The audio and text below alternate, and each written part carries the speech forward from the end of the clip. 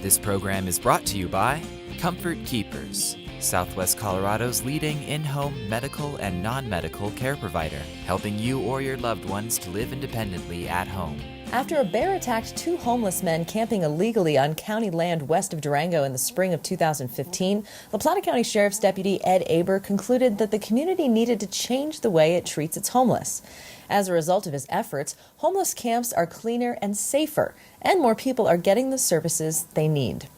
For years, law enforcement agencies enforced trespassing ordinance on public lands by destroying illegal camps and hauling equipment to the landfill.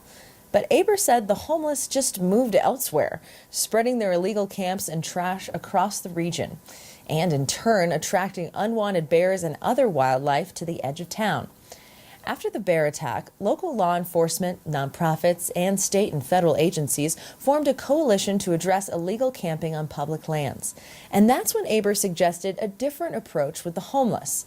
Rather than destroy their camps and what little stability they had, he suggested they try an education and outreach program instead.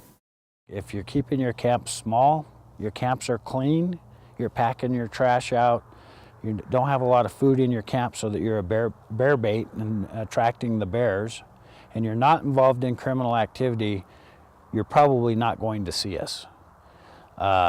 If you violate one of those things, then we're going to be forced to deal with that situation under the traditional methods that we have, which is eradication of that camp.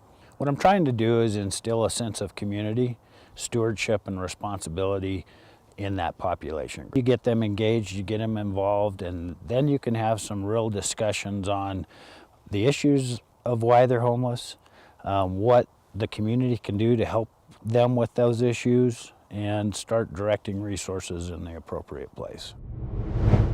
Aber says building productive relationships with the homeless community has significantly reduced the number and size of illegal camps and the trash they produce.